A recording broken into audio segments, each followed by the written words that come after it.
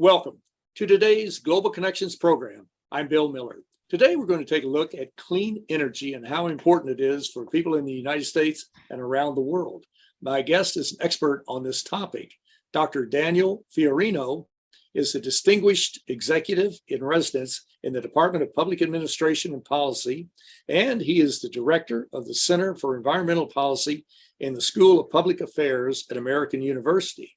He is the author of Clean Energy Transition, Policies and Politics for a Zero Carbon World.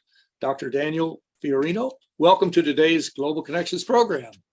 Thank you, Bill. It's great to be here. I always enjoy talking about clean energy. It's so important. It is so important. Let's dive right into it. Why is there a need for clean energy, and what is that transition from the dirty energy that we're in to clean energy? Well, we all know that climate change is a pressing issue. Practically every day, it seems, we hear more evidence of extreme heat stress, of droughts, of possible excess water, changes in weather patterns. So the list goes on. So we know that climate change is a major challenge, and that is certainly in itself a big reason to think about the need for clean energy. But beyond that, the current fossil fuel-based energy system is, the World Health Organization considers fossil fuels and air pollution resulting from the major environmental threat to global public health. And there are a range of damages to ecology, oil spills, accidents in transportation, water use, water contamination. So there's really an overwhelming list of reasons to think about the need to move from a current, and we say dirty because it's highly pollution intensive, but to a far cleaner global energy system.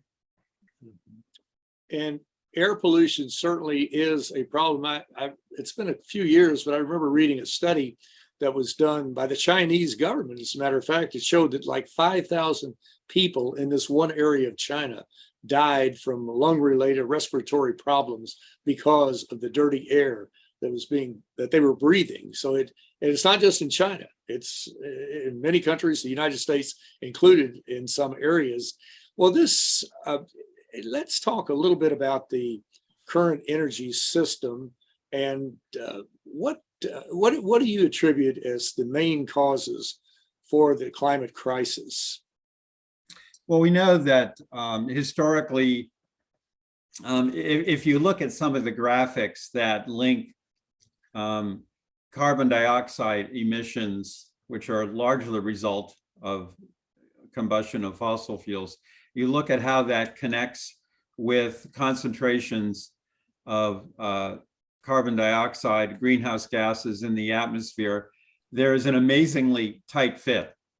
So we know that fossil fuels are overwhelmingly the main source, certainly of carbon dioxide emissions. Probably around 2/3 plus or minus of carbon dioxide emissions result from use of fossil fuels.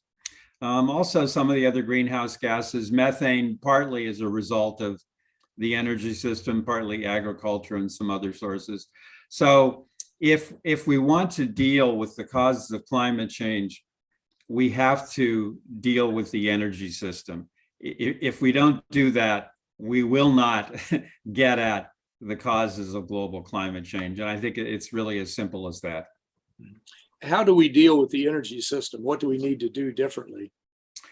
So I got interested in this project. I actually approached this from an environmental perspective. So I worked with the Environmental Protection Agency and studied environmental policy for a long time. And increasingly, I realized that environmental problems, to a large degree, are a result of how we find and use and produce energy. So I decided to learn more about the energy system.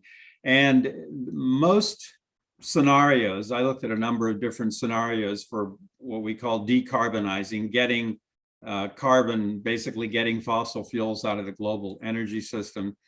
And they all involve, number one, aggressive energy efficiency. So we have to use energy as efficiently as possible. And certainly we've made a lot of progress on that. That's certainly an area where you see pretty big gains in efficiency. So that's number one. Secondly, we have to generate electricity through renewable sources. And that's increasingly feasible because prices of like solar photovoltaic have fallen 90% in the last decade, and of wind generation by about 60% in the last decade. So they are really they now are cheaper in many parts of the world than fossil fuel based energy. So we need to generate electricity with renewables, and we need to scale them up very rapidly. And then third, we have to electrify all the other end uses. So, we don't have wind powered or solar powered vehicles or trucks, except as maybe exotic pieces. So we have to take all those end uses of energy and then convert them to electricity. And then we charge them with electricity through an electricity system that is run on renewables. So those are the key elements: aggressive energy efficiency, rapid scaling up of renewable sources for electricity, and then electrifying as much as possible of what is left. Mhm. How important will this Inflation Reduction Act that was just passed by, well, basically Democrats in the Senate and the Biden administration, how important is that to help achieve these goals? Well, that certainly is a major step forward for the United States. And I mean, historically, the United States is, if we look at historical contributions of greenhouse gases to the atmosphere, the United States leads the world in historic contributions to greenhouse gases. So we certainly have an important responsibility. And the U.S., I've always said the U.S. is a reluctant mitigator, in the sense that we'll see periods of intense activity and then periods of pulling back, as we saw under the Trump presidency.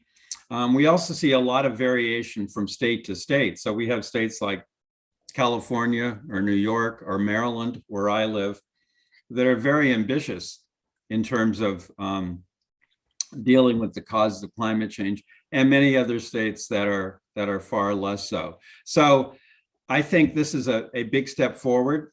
It provides a lot of incentives. The estimates are that the president had said that by 2030, we should reduce our emissions by about 50%.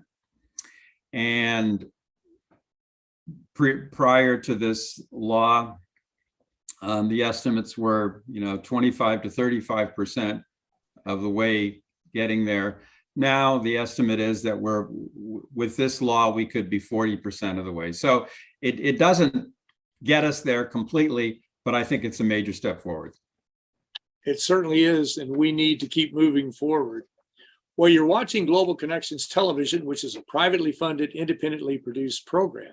The opinions expressed on Global Connections are solely those of the moderator and his guest.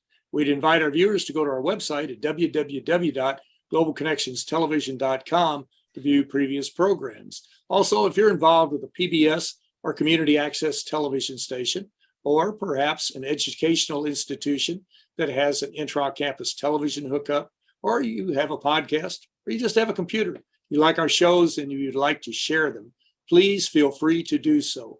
Global Connections Television is provided at no cost as a public service to help us better understand international issues and how they impact our lives. Today, we're taking a look at clean energy and how important it is for all of us. And my guest today is an expert on this topic.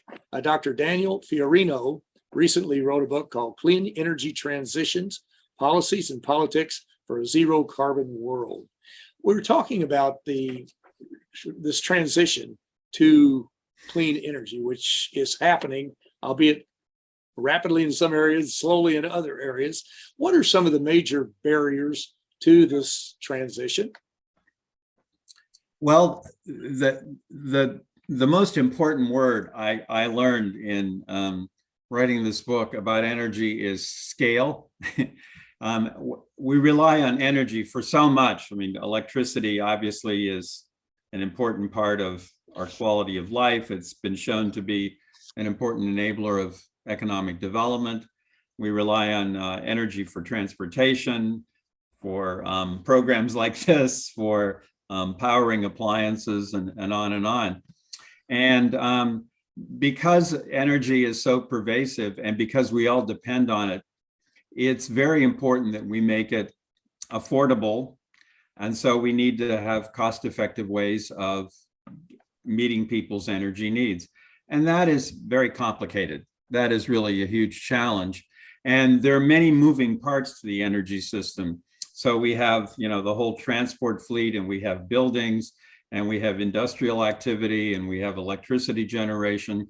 And it's certainly a challenge to make all those parts work together. So one, the complexity is one reason it's very difficult. Another is that people are used to certain ways of doing things. So we're used to internal combustion vehicles. We're used to powering lights and computers and all kinds of things with with electricity generated by coal. We're used to driving vehicles in a certain way. So it's hard to change those patterns of behavior. And the third reason, I think, and in some ways the most important, is that there are powerful political interests that benefit from the current fossil fuel-based energy system. And so a transition, I like that word because it says we need to go from one state of affairs to another, but there are going to be winners and losers in any process of social change.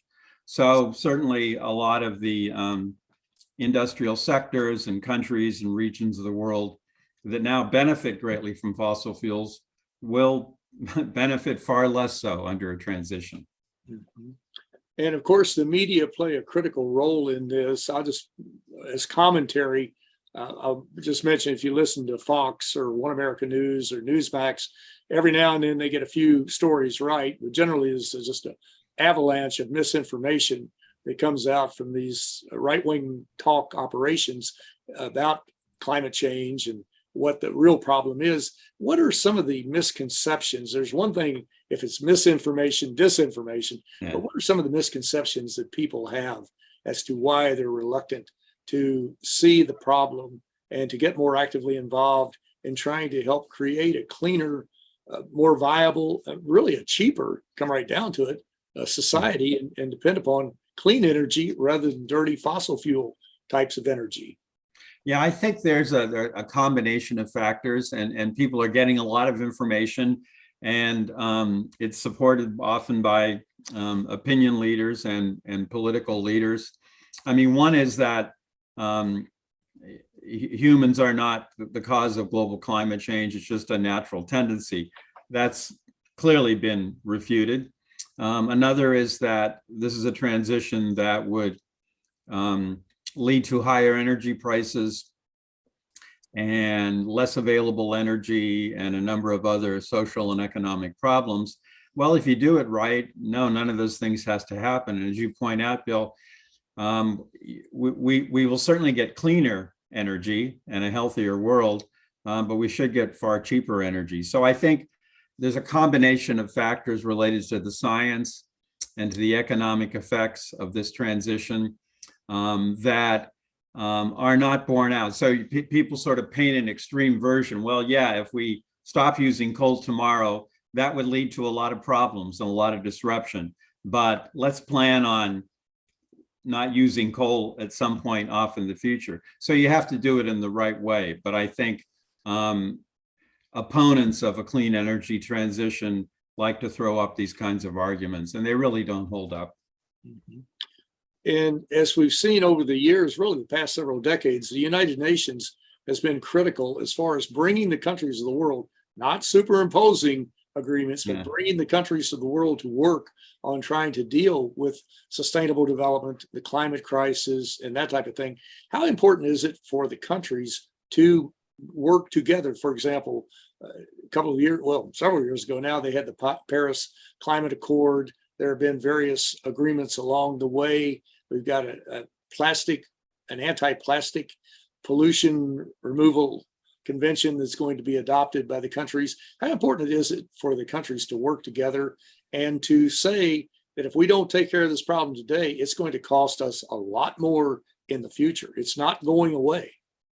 It's certainly not going away. Yeah, it is absolutely critical for countries of the world to work together. One, climate change and air pollution and all the other problems associated with the energy system are a global problem.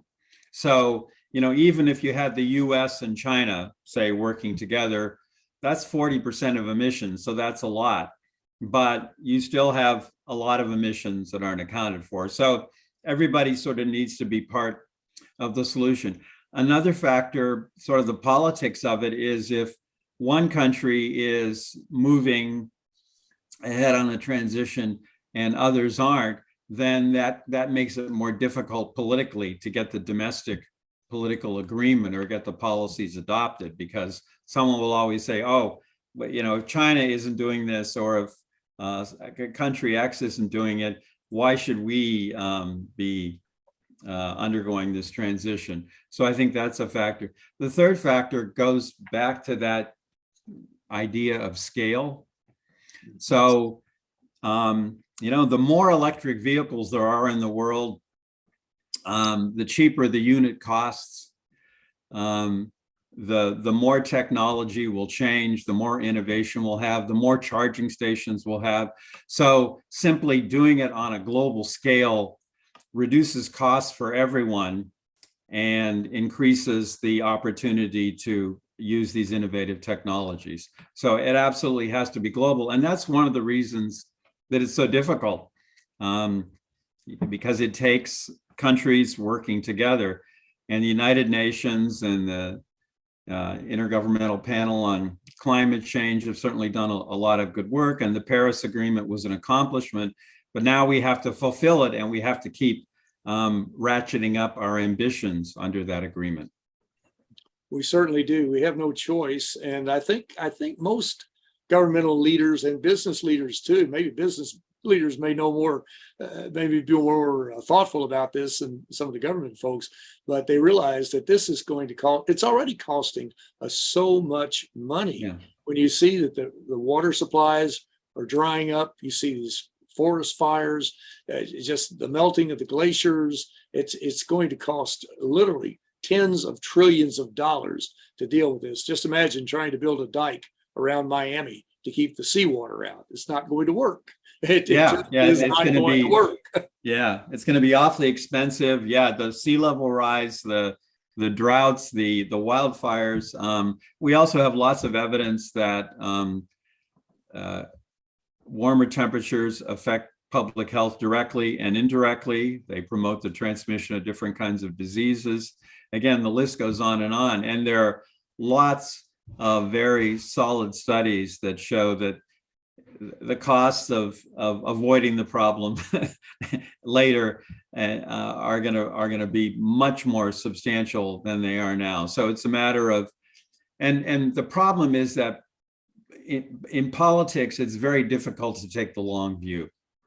Okay, people say, what are the pressures I'm facing now? What are the issues in this election? What's the state of the economy or whatever? And it's hard to say, well, we need to think longer term, because we're going to avoid lots of problems later. Now, because we're seeing a lot of these climate impacts, I think the longer term is now coming awfully fast. So I think that will help, but it is difficult in politics to think long term. It certainly is, and you get very little credit for basically maintaining some facility or keeping it in good shape or improving it or making it more cost effective, more efficient. But so often they need splashy projects, and we're not at that point. Well, we're down to about our last 30 seconds. What would you recommend that we think about doing to help us get more involved in making this transition to clean energy? Well, I think we need to rely on government, and I know that's a controversial issue, at least in the United States, but to create the incentives, certainly the The recent law, the IRA, helps with doing that. But also we need government, and we need lots of other kinds of organizations to think through the various elements of the transition and to connect the various dots. So, for example, we can have lots and lots of renewable energy, but if we don't have the transmission capacity to connect it from where it is generated to where people use it, we haven't really accomplished a lot. So I think we need to think big picture about this energy transition. We need to build strong, credible government policies for getting there, and we need to really organize it effectively. It's a complicated job, but the benefits are just overwhelming. They certainly are, and we have to do it. The time is running out. We're not looking at a calendar now. We're looking at a clock, and the clock is ticking very quickly. Well, Dr. Daniel Fiorino, I want to thank you so very much for a very interesting and a very informative program. Thank you, Bill. It was a pleasure. My pleasure. I'm Bill Miller. Thank you for joining us today on Global Connections Television.